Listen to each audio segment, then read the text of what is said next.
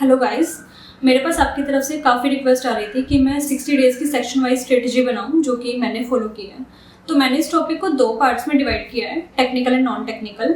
आज मैं आपसे नॉन टेक्निकल से रिलेटेड डिस्कस करूंगी और टेक्निकल की वीडियो आपको नेक्स्ट 3 to 4 डेज़ में मेरे चैनल पर मिल जाएगी।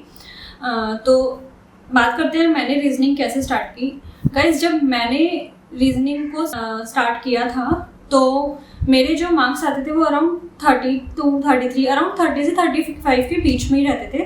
अटेम्प्ट 38, 39 हो जाते थे, बट कहीं ना कहीं सिली मिस्टेक्स होने की वजह से मार्क्स 35 से बिलो ही रहते थे। तो मैंने क्या किया था, 3-4 मॉक देने के बाद मुझे पता चल गया था कि मेरे कौन कौन से टॉपिक्स वीक पढ़ रहे हैं। तो मैंने क्या किया, उन टॉपिक्स को एक जगह नोट डाउन करके उन्हीं टॉपिक्स के एसएससी जेईई के प्रीवियस ईयर क्वेश्चंस लगाने शुरू कर दिए थे और डेली बेसिस पे एक मॉक मैंने कंटिन्यू किया था। मॉक देने से क्या होता था कि मुझे अपनी डेली की जो प्रोग्रेस है वो पता चलती रहती थी कि मेरे जो टॉपिक्स वीक थे वो कितने स्ट्रॉन्ग हो रहे हैं और अभी भी किन टॉपिक्स में मुझे और क्वेश्चंस लगाने की ज़रूरत है। तो उस बेसिस पे मैं डेली बेसिस पे ही जो क्वेश्चंस लगा रही थी, उन्हीं जो टॉपिक मेरे स्ट्रॉन्ग होते जा रहे थे मैं उनकी कम क्वेश्चंस अटैम्प्ट करती थी और जो टॉपिक मेरे फिर भी वीक पढ़ रहे थे उनके थोड़े और ज़्यादा क्वेश्चंस मैं लगा लेती थी। और ऐसे करते करते क्या हुआ कि मेरे टाइम पर अराउंड 37-38 मार्क्स आने शुरू हो गए। मतलब मेरी सिली मिस्टेक्स कम हो गई और थोड़े बहुत और क्वेश्चन जो थोड़े अलग टॉपिक्स के थे वो और अटेम्प्ट होने शुरू हो गए। अच्छा, लेकिन फिर भी मेरे कुछ टॉपिक्स वीक ही थे, जैसे कि एनालॉजी और सीरीज। इसमें क्या होता है कि एसएससी थोड़े से ट्रिकी क्वेश्चंस पूछती है, तो मैं खुद इनमें वीक ही पढ़ रही थी। तो मैंने क्या किया, इन क्वेश्चंस के लिए पिनाकल की एक बुक आती है रीजनिंग की, वो ले ली थी और यही टॉपिक्स मैंने फिर पिनाकल से लगाने शुरू कर दिए थे। पिनाकल में क्या होता है, एक लेवल ऊपर होते हैं क्वेश्चंस। तो अगर आप पिनाकल के क्वेश्चंस लगाएंगे तो एसएससी जेईई के क्वेश्चंस आपको एक लेवल कम ही लगेंगे। तो पिनाकल के क्वेश्चंस लगाने से क्या हुआ, मेरे थोड़े से ये टॉपिक और स्ट्रॉन्ग हो गए और मेरे मार्क्स अराउंड 40, 42, 43 इसके आसपास आना शुरू हो गए। तो मैंने क्या किया था, डेली मैं एक मॉक लगाती थी, जिससे कि मुझे अपनी प्रोग्रेस पता चलती रहे कि मैं कहाँ पर स्टैंड कर रही हूँ। और एक होता है कॉन्फिडेंस आता है कि आपका एक पर्टिकुलर टॉपिक जो है इतना सही हो गया है। क्योंकि गाइस, रीजनिंग ही एक ऐसा टॉपिक है कि आप इसमें मैक्सिमम मार्क्स स्कोर कर सकते हैं। इतना आप जीएस में स्कोर नहीं कर पाएंगे, इतना आप टेक्निकल में स्कोर नहीं कर पाएंगे। और रीजनिंग ऐसा टॉपिक है कि आप इसमें जितनी मेहनत देंगे उतने आपके मार्क्स आएंगे। ऐसा नहीं होगा कि अनसर्टेनिटी हो कि मेहनत तो ज़्यादा कर ली लेकिन मार्क्स फिर भी कम आ रहे हैं, ऐसा नहीं होने वाला है इसमें। तो गाइज, मैं आपको सजेस्ट करूंगी कि रीजनिंग का आप डेली एक मॉक जरूर दें और इसको एक अपने टाइम टेबल में एक जगह सेट कर लें। मतलब आपको एक पर्टिकुलर टाइम फिक्स कर लेना है इसके लिए। जैसे मैंने जो है डेली का 1.5 आवर फिक्स किया हुआ था। हाफ एन आवर के आसपास मेरा मॉक हो जाता था और 1 आवर के आसपास मेरी डेली की प्रैक्टिस होती थी। और मैं क्या करती थी, मैंने शुरू से कंटिन्यू किया हुआ था कि मॉक में जो भी मुझे कुछ अलग सी ट्रिक दिखती थी, मेनली सीरीज एनालॉजी की ही, तो मैं क्या करती थी, उनको एक जगह लिख लेती थी। इससे क्या होता था कि जो ट्रिक्स मैंने लिखी हैं एटलीस्ट 3 to 4 डेज में मैं उनको एक बार रिविजन दे देती थी। जिससे क्या होता था कि जो भी कोई जो ट्रिकी क्वेश्चंस होते हैं, अगर आपके कोई 1 या 2 क्वेश्चन भी एग्जाम में ऐसे फंस गए ना, तो वो एडिशनल पॉइंट हो जाता है। क्योंकि कुछ क्वेश्चंस ऐसे होते हैं जो बहुत ही कम बच्चे अटेम्प्ट कर पाते हैं और मैक्सिमम रीजनिंग में आपको क्वेश्चंस ऐसे ही मिलेंगे जो कि अटेम्प्ट तो सब कर लेंगे लेकिन टाइम कंज्यूमिंग, कोई भी बच्चा टाइम ज़्यादा लगाएगा और कोई कम लगाएगा। जैसे मुझे शुरू में अल्फ़ाबेटिकल के जो क्वेश्चंस आते हैं अल्फ़ाबेटिकल सीरीज के, वो लगाने में बहुत टाइम लगता था। तो मैंने क्या किया, एक नेट पे ही मुझे एक ट्रिक मिली, तो मैंने क्या किया, उसको थोड़ा लर्न करके और थोड़ा ऑप्टिमाइज कर लिया। जैसे कि मैं आपको बता देती हूँ, मे बी आपके लिए वो हेल्पफुल हो। जैसे कि के जो है किस पोजीशन पे आता है, अगर आपको ये नहीं पता है ना, तो आपको पूरा या तो फिंगर्स पे काउंट करना पड़ेगा या फिर आपको लिख के काउंट करना पड़ेगा कि के किस पोजीशन पे आ रहा है। तो मैंने देख लिया के जो है 11th पोजीशन पे आता है। तो किंग्स 11 एक आईपीएल की टीम है, तो मैंने इससे रिलेट कर लिया कि के 11th पे आ रहा है। अब उसमें ये भी पता होना चाहिए कि लास्ट से 11th नंबर पे कौन सा आता है, क्योंकि कुछ क्वेश्चंस अल्फ़ाबेटिकल सीरीज के ऐसे आते हैं कि रिवर्स में पूछते हैं आपसे कि के की जगह क्या आएगा ऐसे। तो रिवर्स में पीछे से अगर हम देखें तो लास्ट से 11th नंबर पे पी आता है। तो मैंने इसे याद कैसे किया, के साथ पी आ रहा है, जब मतलब जिस पोजीशन पे आगे से के आ रहा है उसी पोजीशन में पीछे से पी आ रहा है। तो मैंने इसे याद कर लिया पीके से। पीके मूवी आई थी कि पी का रिवर्स के है। अगर के लास्ट से मतलब फ्रंट से 11th पे आ रहा है तो पी जो है वो लास्ट से 11th पे आ रहा है। तो आप भी ऐसे ही अपनी ट्रिक्स बना सकते हैं, इससे मतलब बहुत ज़्यादा हेल्प मिलेगी आपको, ये मैं आपको बता सकती हूँ। क्योंकि गाइस 3 से 4 क्वेश्चंस आते हैं, अगर आपने 3 से 4 क्वेश्चंस में भी 3 से 4 क्वेश्चंस को भी जल्दी कर लिया ना, तो ये लगा लीजिए आप 1 या 2 क्वेश्चंस और एक्स्ट्रा ही कर लेंगे रीजनिंग में, तो इससे बहुत हेल्प मिलती है। अब बात कर लेते हैं जीएस की। तो जैसे कि अब ओनली 60 डेज रह गए हैं पेपर होने में, तो अगर आपने जीएस स्टार्ट भी नहीं किया और अगर आपको इतना इंटरेस्ट भी नहीं आता है जीएस में, क्योंकि नॉर्मल सी बात है इंजीनियरिंग स्टूडेंट्स को जीएस में इतना इंटरेस्ट नहीं होता है और पढ़ी ही नहीं जाती है, ये लगा लीजिए आप। मेरे साथ पर्सनली यही होता था कि जीएस पढ़ी ही नहीं जाती थी। तो आप क्या कर सकते हैं इस टाइम पे? मैंने क्या किया था मैंने अपने टाइम पे क्या किया था कि एक बुक आती है दिशा की और एक अरिहंत की भी आती है, मनोहर पांडे की। तो मैंने दिशा की बुक फॉलो की थी, आप इनमें से कोई भी कर सकते हैं। तो दिशा की बुक में क्या है, आपको ना तो इतना कम कंटेंट मिलेगा कि कुछ नहीं मिलेगा कि कुछ कवर ही नहीं हो रहा है, और ना ही आपको किसी भी टॉपिक का इतना डीप जाएंगे वो कि मतलब कुछ ज़्यादा ही डीप चले गए, ऐसा नहीं होने वाला। आपको उसमें सारे टॉपिक्स कवर मिलेंगे और उसमें से आपको क्वेश्चंस देखने को मिलेंगे पेपर। आप दिशा की बुक अगर देखेंगे तो आपको अराउंड हर सब्जेक्ट के 35 से 40 पेजेस देखने को मिलेंगे।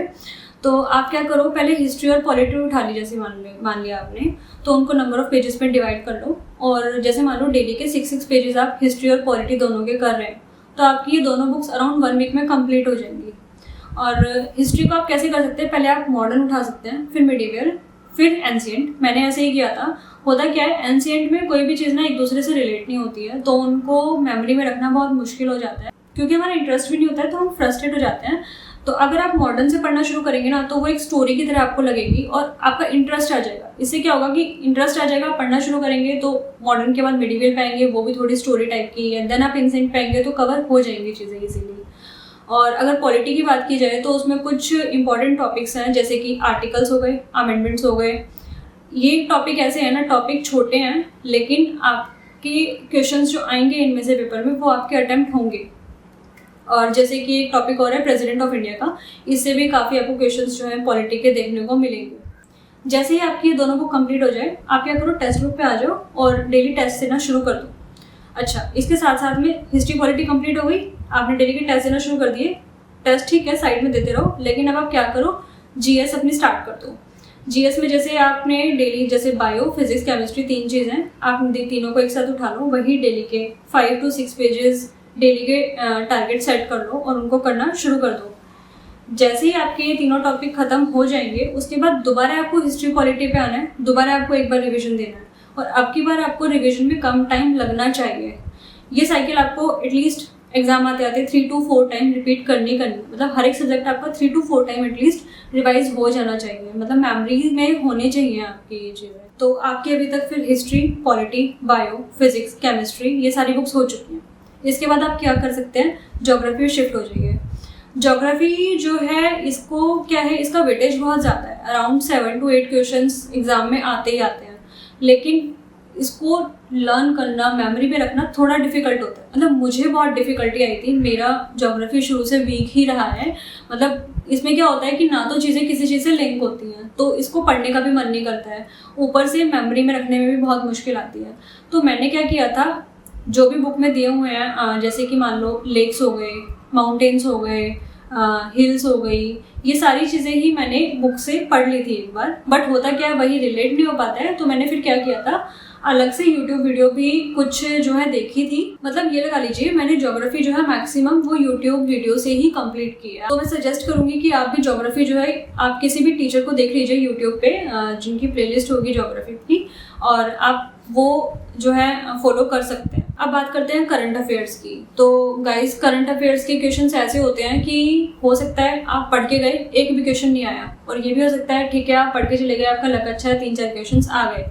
तो करंट अफेयर्स में आप क्या कर सकते हैं, जैसे कि मैंने क्या किया था, मैं अपनी बता देती हूँ। एक यूट्यूब चैनल है उत्कर्ष क्लासेस करके, गौरव सर पढ़ाते हैं, उनका मुझे करंट अफेयर काफ़ी अच्छा लगा था।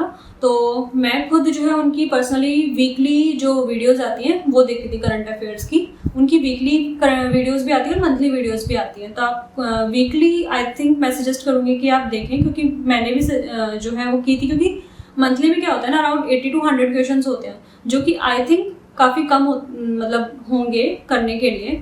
और मैं क्या करती थी, ऐसा नहीं कि मैं अलग से टाइम दे रही हूँ करंट अफेयर को, जैसे कि मान लो मैं ब्रेकफास्ट कर रही हूँ या लंच कर रही हूँ, मैं उसी टाइम पे यूट्यूब पे वीडियो चला लेती थी और उसको देख लेती थी।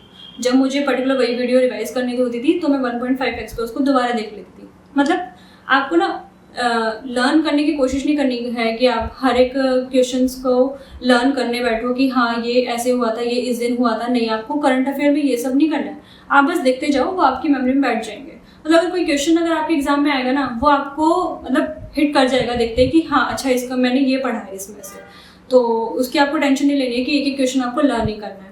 इसके अलावा आप क्या कर सकते हैं, आपको कोई 2 सोर्स जरूर रखने हैं करंट अफेयर्स के, क्योंकि उससे क्या होगा कि आपके एक तो मैक्सिमम क्वेश्चंस कवर हो जाएंगे, और दूसरा कि 2 सोर्सेज होने का फायदा ये होता है कि अगर कोई पर्टिकुलर टॉपिक एक से छूट गया तो वो दूसरे में कवर हो जाता है। दूसरा मतलब क्या कर सकते हैं दूसरे सोर्स के लिए कि आप कोई PDF कोई भी, जैसे टेलीग्राम पे बहुत सारे चैनल्स हैं, आप कोई भी चैनल की PDF जो है देख लीजिए, मंथली करंट अफेयर्स की देख लीजिए बेशक आपको, और उसे 2-3 बार उस PDF को जस्ट एक बार मतलब कर लीजिए। अच्छा, और इसके अलावा आप क्या कर सकते हैं, टेक्स्ट बुक पर भी सेक्शन वाइज जो है वो करंट अफेयर्स के मॉक होते हैं, जैसे अराउंड 10 क्वेश्चंस के मॉक मिल जाएंगे आपको। मुझे उससे भी हेल्प मिली थी, क्योंकि जो मैं क्वेश्चंस लगा के गई थी उसमें से 1 या 2 क्वेश्चन जो है वो मुझे देखने को मिले थे एग्जाम में। तो मैं आपको सजेस्ट करूंगी कि आप वो टेक्स्ट बुक के जो हैं टेस्ट वो आप लगा लें एक बार। एट लास्ट करंट अफेयर को अगर कंक्लूड करें तो आपको करंट अफेयर को टाइम तो देना है, बट इतना नहीं कि आप करंट अफेयर को पूरा ही टाइम दे डालें या फिर आप उसको लर्न करने बैठ जाएं। आपको ऐसा बिल्कुल भी नहीं करना है, उसको आप साइड में रखिए, बस करते रहिए उसको। और एक और टॉपिक बचता है GS का, इकोनॉमिक्स वाला पार्ट। इकोनॉमिक्स ऐसा टॉपिक है कि मेरा बहुत वीक रहा है, तो मैंने क्या किया था, जस्ट 3-4 टॉपिक्स जो है देख लिए थे इकोनॉमिक्स के, जैसे कि GST हो गया, टैक्सेशन हो गया, माइक्रो इकोनॉमिक्स हो गया। ये 3-4 टॉपिक्स थे जो कि मैंने यूट्यूब से रेफर कर लिए थे। मतलब बस मैंने यूट्यूब की कुछ वीडियोस देख ली थी इन टॉपिक्स की, और बस और कुछ भी नहीं किया था मैंने इकोनॉमिक्स में। तो गाइज अगर हम GS को कंक्लूड करें तो आपको क्या करना है, आपको एक पर्टिकुलर फिक्स टाइम रखना है कि आपको दिन में इतना ही टाइम देना है। ऐसा नहीं होना चाहिए कि आप GS के पीछे इतना जा रहे हैं कि आपका टेक्निकली छूट जा रहा है, क्योंकि एट लास्ट आप ये देखिए कि मेंस में टेक्निकल ही है जो भी है। आपको बस प्री में इतना करना है कि आपके मार्क्स उस लेवल पे आ जाए कि आप कट ऑफ से, प्री प्लस मेंस की जो कट ऑफ बनते हैं उससे बाहर ना जाए, बस आपको इतना करना है। तो आप एक पर्टिकुलर टाइम टेबल में सेट रखिए कि आपको GS सिर्फ इतनी करनी है, इससे ज़्यादा टाइम नहीं देना है। आपको ऐसा ना हो कि आप टाइम सोच रहे हैं कि ठीक है आज थोड़ा एक्स्ट्रा पढ़ लेता हूँ, लेकिन उस टाइम को GS में देना है। नहीं, आपको ऐसा बिल्कुल नहीं करना है। आपको एक फिक्स टाइम रखना है और प्रॉपर और जो टाइम है आपको वो टेक्निकल को ही देना है। गाइस मिलते हैं एक नई वीडियो के साथ में। अगर आपको इस टॉपिक से रिलेटेड कुछ भी जो है कन्फ्यूजन है तो आप कमेंट बॉक्स में कमेंट करके बता सकते हैं। Thank you.